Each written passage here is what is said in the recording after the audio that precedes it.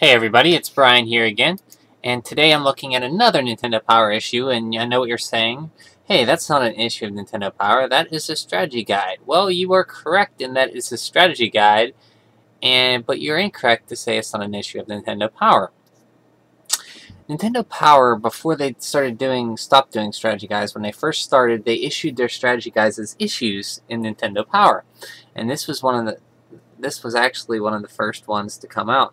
This is issue number 15. And you can see it right here. It says Volume Strategy Guide 2, number 15. Okay? And this was for one of my games that I really couldn't wait for as a kid, Ninja Gaiden 2. Not as hard as the first, and I really liked it. I liked the story with the cutscenes. I liked everything about it. So let's open it up and take a look-see. Oh, the cover has a classic scene in it, except that he's usually on the wall here. Instead of the wall, he's actually just standing on a platform, which I think maybe he is on a platform. I can't remember. It's been a while. Might be the first one where he's on the wall. The legend continues. The Dark Sword of Chaos. And this came out in 1990. It doesn't give a month, but I believe it came out, a few months. Let me actually find out when it came out. The first one was, the first strategy guide issue was number 13, Super Mario Brothers 3.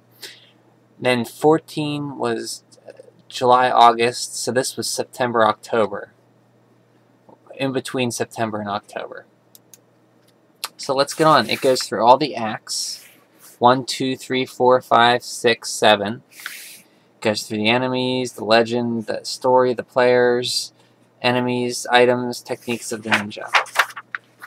Here he tells the whole story. Got the legend of the dragon ninja. Tells all about him. Tells about Ryu Hayabusa. And it actually gives a nice little comic, which I really liked as a kid, explaining the first part of the story. The cutscene that you get before you even press start. Here's Ryu, Irene Liu, Robert T. Sturgeon, and Ashtar. And I was really a big fan of him. I actually drew him as a kid. I wish I still had that notebook paper I drew him on. But he was so cool looking as a kid, I really liked him. They list all the enemies, and I liked how they did this, they really did a good job here.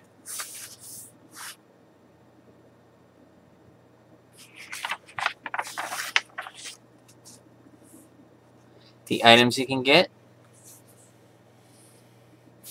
Shadow Ninja, that was awesome. I remember thinking you could have up to 2 shadow clones follow you around, and they did whatever you did. And you could freeze them in air and use them to attack bosses in the air. Very, very useful. Ninja weapons. I think the new one that they added was the downward fireball. Nope, they removed that one.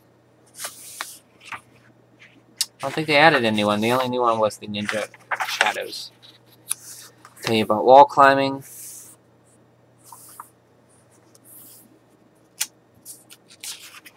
And here we go. We go into the walkthrough. Act 1, City Ambush.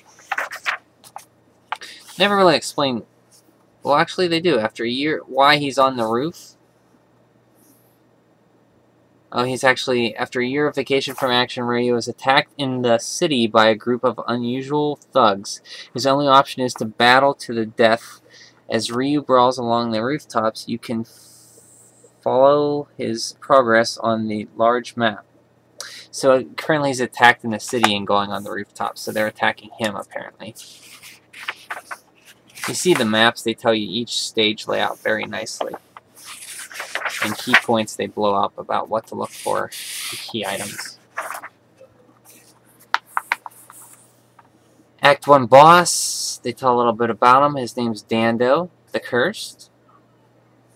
And you also have, here they do the cutscenes and comics again. So you could actually read this whole thing as a comic book, which is kind of cool. I forgot about that. Act 2, The Journey to Laja.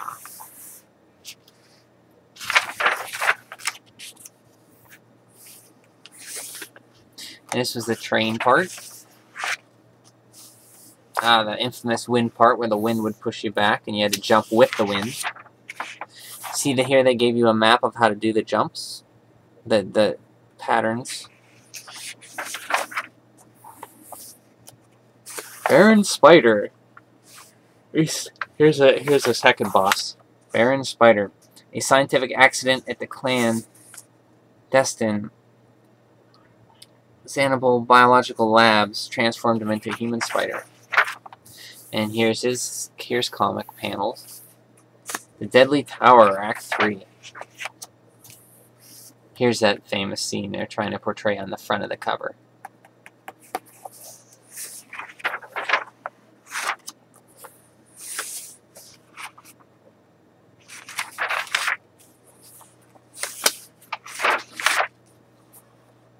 Funky Dynamite, that's the third boss's name.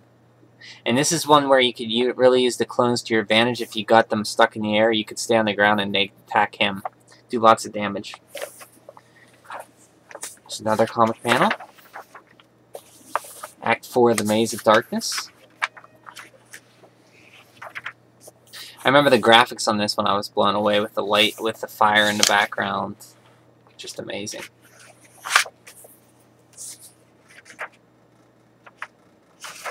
And it went from fire to like this waterfall. And you fight Nagan Satuva. Nagan Satuva embodied all the ferocious qualities of the predator dinosaurs of the prehistoric times. Here's his panel whenever you beat him. The part of the story picks up. Act 5, The Wrath of Ashtar. And I always thought this was cool. He's fighting a giant spider.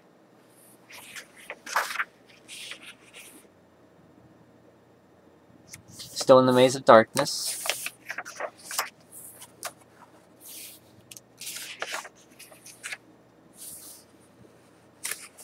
And it had a mid-level cutscene where you're racing towards them, and it had this cool, like, to make this, it looked like speed. They had these weird, like lines, and you hear his feet go. It shows Ashtar there.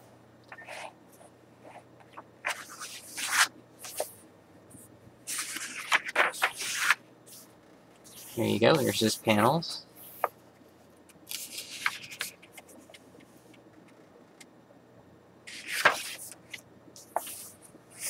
Here's Robert. This was a big part in the story. Where Irene actually, I believe she gets knocked out. Or something happens and he tells her to take care of her. But he doesn't do a good job, as you'll see in the next panels. Here's Ashtar, and he was awesome. Superhuman in stature and power, Ashtar is obviously from a world far beyond the Earth. His residence is now in the world of chaos, where the gate of darkness was closed by Ryu after he defeated Jackal. Ashtar's scheme to cast it open again, unleashing the host of chaos upon the Earth. His sword, the evil counterpart of Ryu's dragon sword, was to make all this possible. To actually fight Ashtar here, and he's not too hard. You go into Act 4, or Act 6, The Castle of Chaos. This is a very short level, and you actually, there was stuff in the foreground, so it was kind of got in your way.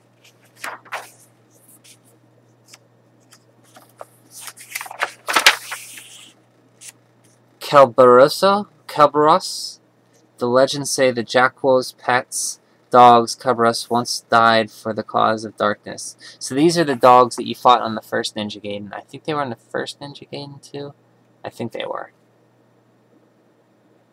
Yeah, he defeated the beast in this first adventure. They returned from the dead once, so why not again? And can their master be far behind? So these were Jackal's guard dogs. And you're on to Act 7, The Almighty Evil. And as Ninja Gaiden, each level gets progressively harder, and you got to really practice and time the jumps, time your sword play, and everything else. Use your weapons wisely, and as you get better at it, you just feel like a ninja. It's one of the things the Xbox ones. I like the ones on the Xbox too. They captured very well. You really feel like a ninja. And this had a weird scrolling green, like puke waterfall, which was kind of ugly.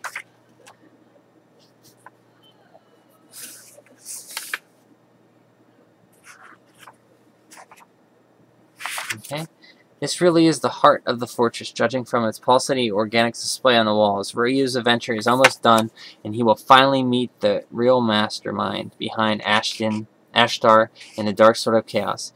You're on your own this last scene, and you'll have to use every ninja skill at your disposal to make it to the end. Will Ryu triumph again over the forces of darkness? Will Irene and Robert make it through alive? Finish the game and find out for yourself. Oh, so they don't actually tell you the strategies for the last boss. They just leave you there. And that is issue number 15. You see in the back, the master returns, use lightning to your advantage. Oh yeah, they say when the lightning flashes, pause the game. Freeze all the enemies, allow you to spot danger ahead. On that one level where it flashes on and off, they're saying to pause the game and look around. And that's it. That's, as I said, Nintendo Power issue number 15. And looking back on it, I still really like this strategy guide. It was really cool, and it really, for me, one of my favorite games was Ninja Gaiden 2. I couldn't wait for it to come out, and this strategy guide was awesome to have. So I'll talk to you guys again when I do the next Nintendo Power issue, and take care, guys. This is Brian. Bye.